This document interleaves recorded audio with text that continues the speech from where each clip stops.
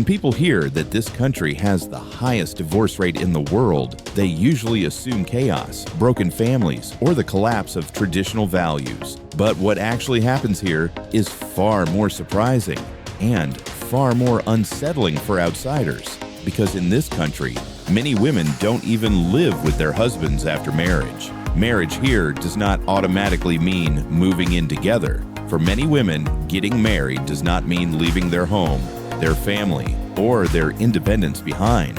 In fact, in many cases, life continues almost exactly as it was before the wedding. To understand why this leads to so many divorces, you first need to understand how different the idea of marriage is here. In most parts of the world, marriage is a turning point. Two lives merge into one household. Finances combine, daily routines intertwine, social expectations tighten. Leaving becomes complicated, expensive, and often shameful.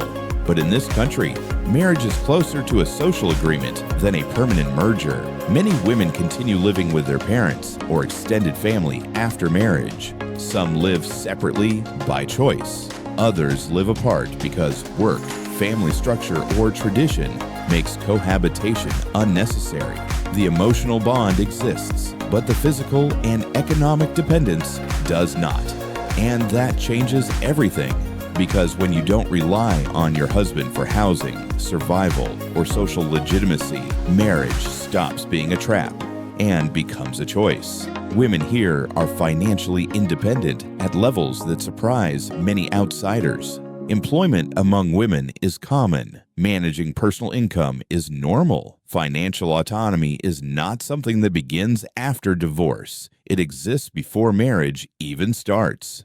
This means that staying in an unhappy marriage offers very little incentive. There is no fear of homelessness, no fear of losing status, no fear of economic collapse, and, most importantly, no cultural pressure to endure suffering just to make it work.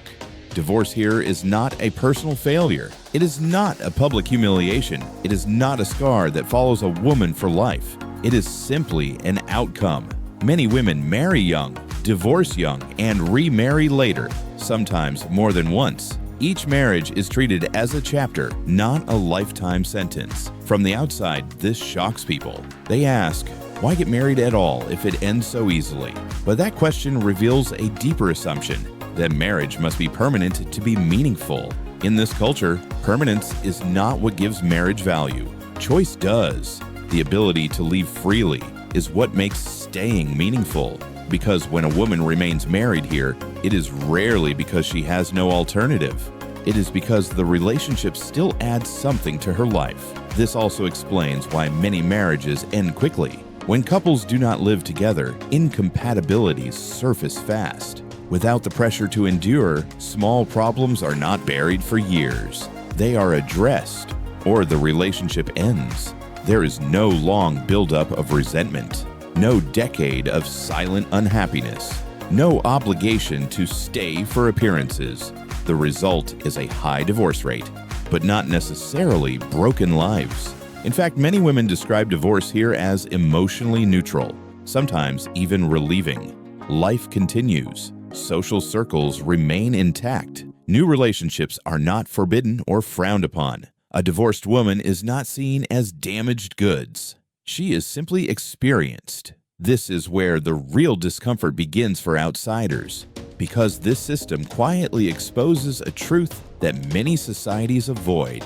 A large number of long-lasting marriages elsewhere survive not because they are happy, but because leaving is too costly. Costly financially, costly socially, costly psychologically. Here, those costs are low. So marriages that would quietly survive for decades in other countries simply end early instead.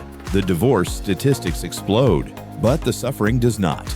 Women here grow up expecting to stand on their own feet. Financial independence is not a feminist slogan, it is daily reality. Dependence on a husband is not encouraged, and endurance is not romanticized. This creates a radically different power balance inside relationships. A husband is not a provider by default. A wife is not a dependent by default. They meet as individuals, and individuals can walk away. That freedom shapes everything from how relationships begin to how they end. To many outsiders, this feels destabilizing, even threatening, because it raises an uncomfortable question. If divorce is easy, does marriage lose its meaning? Or does it finally become honest? In this country, marriage is not held together by fear. It is held together by continued consent.